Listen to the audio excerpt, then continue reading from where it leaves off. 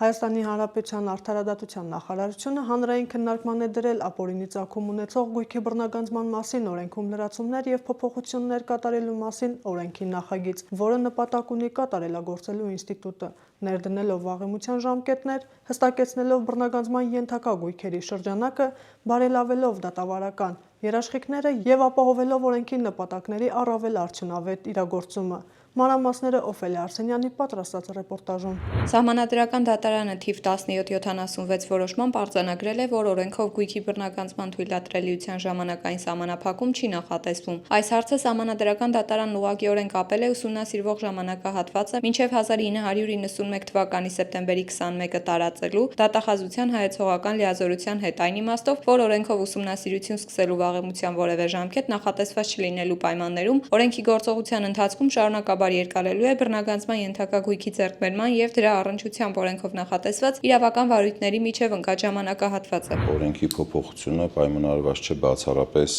Սահմանադրական դատարանի որոշմամբ, հակակոռուպցիոն ռազմավարությամբ նախատեսված է կետ, որով ապօրինի ծագում ունեցող գույքի բռնագանձման ինստիտուտը պետք է ենթարկվի շարունակական զարգացման։ Բացի այդ, բնականաբար նախորդ տարի Սահմանադրական դատարանի հայտնած դիրքորոշումները նույնպես հիմք են հանդիսացել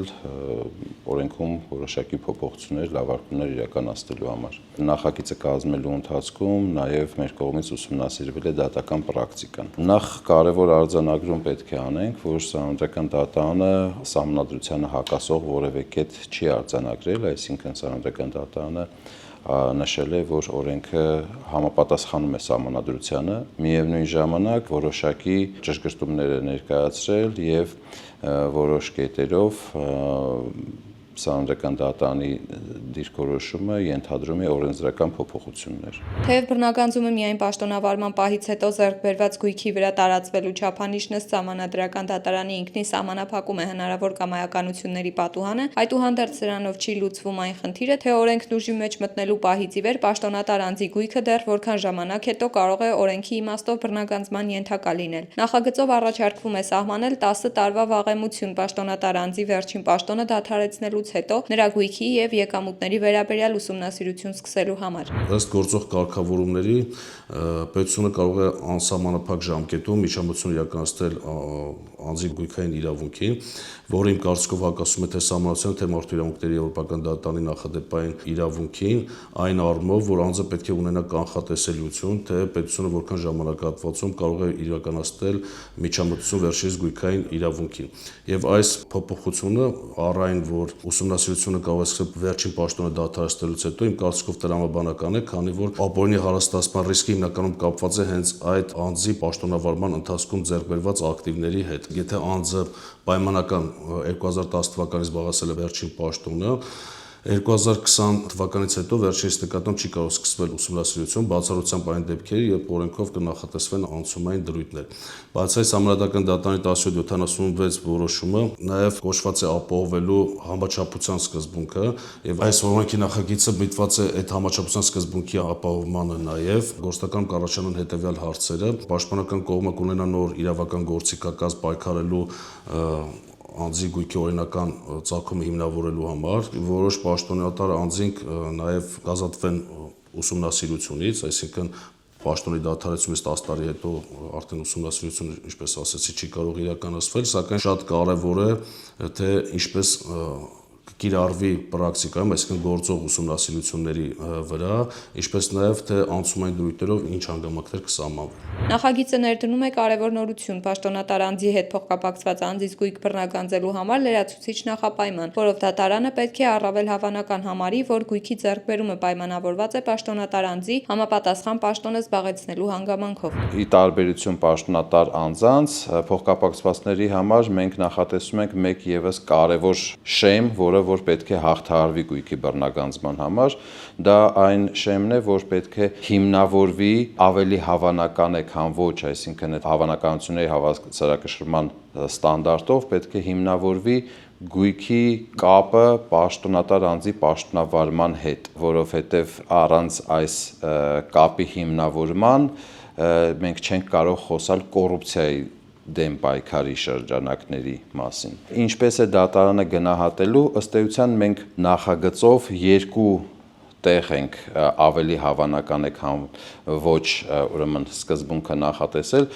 հանցագործության հետ կապի արկայության դեպքում եւ այս նշած փոխկապակցված անձանց գույքի դեպքում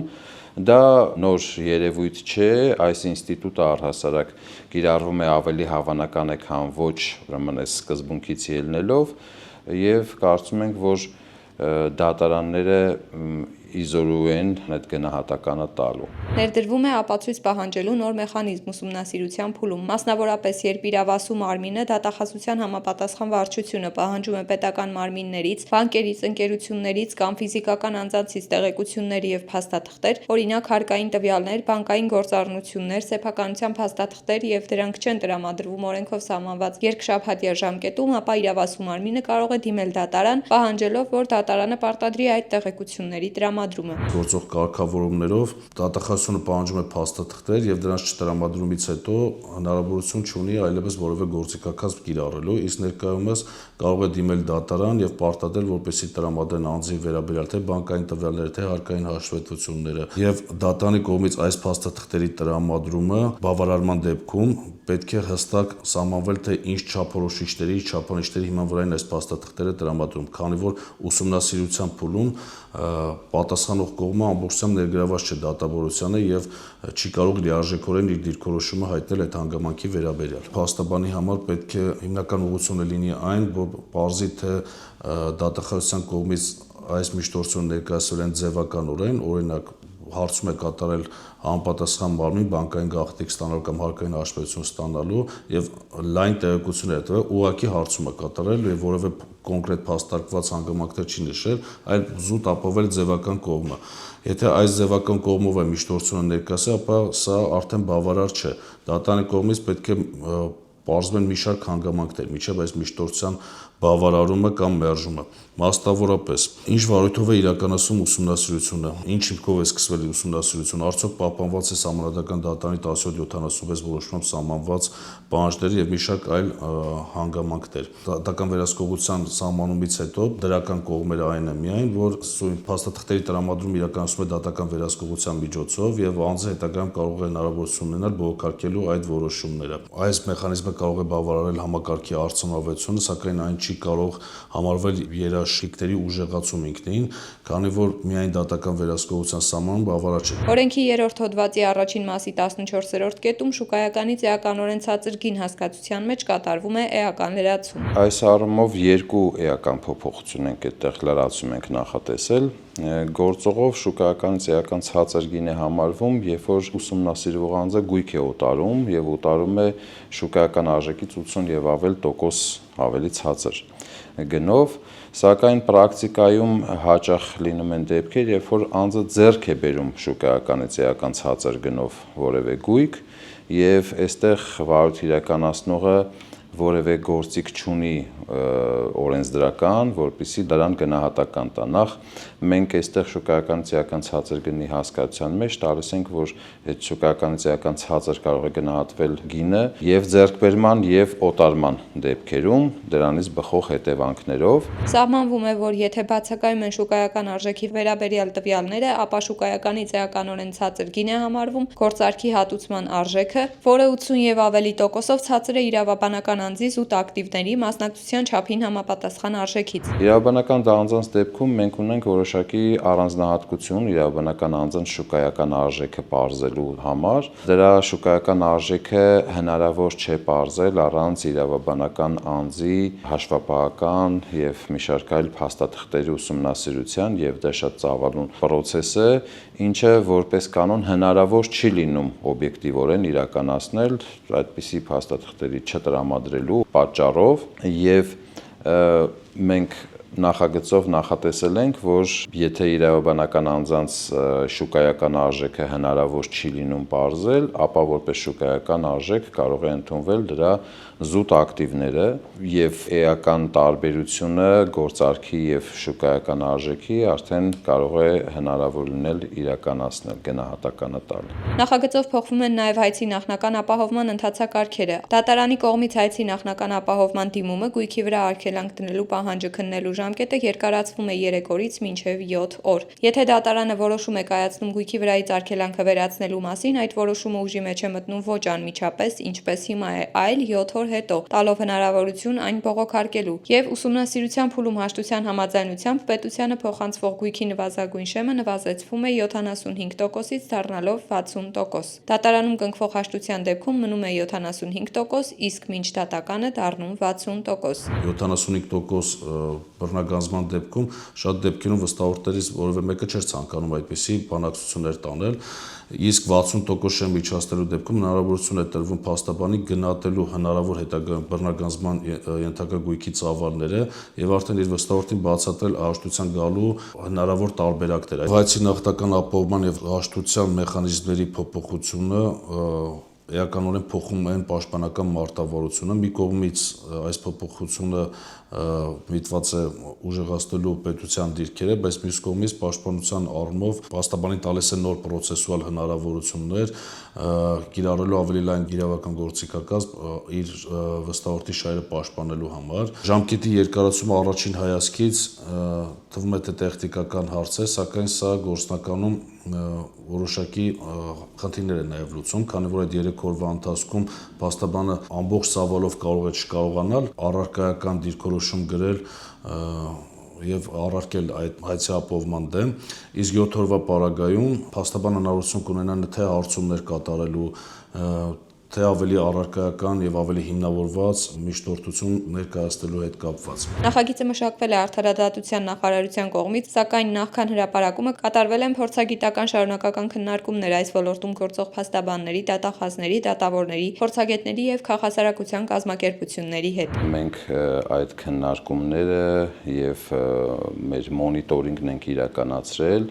Ըստ էության նախագիծը ավելի շուտ պետք է շրջանառեինք, բայց այս ժամանակը անհրաժեշտ էր հնարավորինս ամբողջական պատկերացում կազմելու համար, թե բոլոր շահագրգիռ կողմերի տեսակետների առումով, թե դատական պրակտիկայի առումով։ Մենք քննարկումներ ունեցել ենք ինչպես դատախազության ներկայացուցիչների հետ, այնպես էլ փաստաբանական համայնքի ներկայացուցիչների հետ։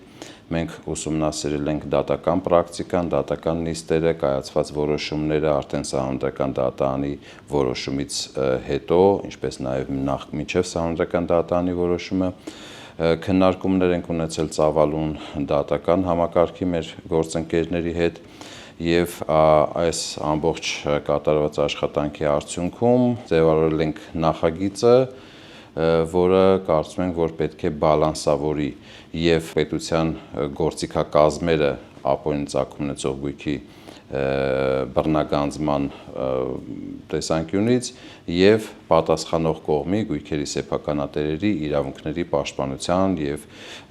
այս ինստիտուտի կանխատեսելիության առումով։ Էական փոփոխություններ են նախատեսվում բռնագանձման ենթակա գույքերի շրջանակի հստակեցման մասով, տարբերելով հանցավորության եւ կոռուպցիայի դեմ պայքարի նպատակները։ Բռնագանձման ենթակա գույքի շրջանակի հստակեցումը եւ կոռուպցիայի դեմ պայքարի նպատակով իրականացվող ուսումնասիրությունը եւ հանցավորության դեմ պայքարի նպատակով իրականացվող ուսումնասիրությունը շատ կարևոր նշանակություն ունեն պաշտպանական մարտավարության տեսանկյունից։ Եթե ուսումնասիրությունը օրինակ սկսվել է կոռուպցիայի դեմ պայքարի շրջանակում եւ հետո տեղափոխվում է հանցավորության դեմ պայքարի դաշտ, ապա այստեղ փաստաբանը պետք է հարց բարձրացնի, թե արդյոք չեն խախտվել օրինակ համաչափության սկզբունքը, իրավական որոշակիության սկզբունքը, կանխատեսելիության սկզբունքը։ Սահմանադրական դատարանի դիրքորոշման համաձայն ապօրինի ծագում ունեցող գույքի մասին օրենքը կարող է լինել սահմանադրական, եթե պահպանվում են այս սկզբունքները իրենց ամբողջության մեջ։ Կոռուպցիոն բնույթի ուսումնասիրությունը եւ հանցավորության դեմ պայքարի ուսումնասիրությունը իրենց բնույթով չեն կարող նույնացվել։ Պաշտպանական արդյունավետ դիրքորոշում է պնդել, որ եթե վարույթը սկսվել է մի ուսումնասիրությամբ, այսինքն կոռուպցիայի դեմ պայքարի նպատակով է սկսվել, ապա այն չի կարող ուղղակիորեն թեվակողել հանցավորության դեմ պայքարի շրջանակի։ Այս դեպքում պետք է լինի նոր վարույթ, նոր ուսումնասիրություն եւ նոր իրավական ռեժիմ։ այլապես Սահմանադրական դատարանի ՍԴՎ 1770 որոշումը փաստացի չի իրականացվի։ Ինչպես պետք է փաստաբանը հասկանա եւ կիրառի այս նոր կարգավորումները, պաշտպանելով իր հաճախորդին, երբ ուսումնասիրությունը սկսվել է մեկ հիմքով, բայց հետագայում կարող է ընդլայնվել մյուս նպատակին։ Ինչպիսի պաշտպանական ռազմավարություններ է անհրաժեշտ կիրառել։ Պաշտպանական մարտավարությունը սույն դեպքում պետք է հստակ լինի հետևյալում, որ վարույթի այն սկզբում պետք է ֆիքսել, թե ինչ իրավական ռեժիմով ենք ընթանում, այսինքն կոռուպցիայի դեմ պայքարի շրջանակում, թե հանցավորության դեմ պայքարի շրջանակում։ Նպատակի փոփոխության դեպքում պնդել, որ նախաձեռնվի նոր վարույթ եւ սկսվի նոր ուսումնասիրություն։ Կարգավորումները մի կողմից նպատակ ունեն բարձրացնելու ապօրինի գույքի բռնագանձման արդյունավետությունը, սակայն մյուս կողմից կարող են ստեղծել ռիսկեր նաև այն առումով, որ իրավական ռեժիմը կարող է փոխվել առանց թույլատրելի սկզբունքների կիրառման։ Նախագծի ընդունման արդյունքում ակնկալվում է կատարելագործել ապօրինի ծագում ունեցող գույքի բռնագանձման ինստիտուտը, ապահովելով ներդրված կառուցակարգերի շարունակական զարգացումն ու արդիականացումը, ինչպես նաև ակնկալվում է լուծել ապօրինի ծագում ունեցող գույքի բռնագանձման ոլորտում առկա եւ շահագրգիռ մարմինների կողմից վերհանված օրենսդրական եւ գործնական խնդիրները։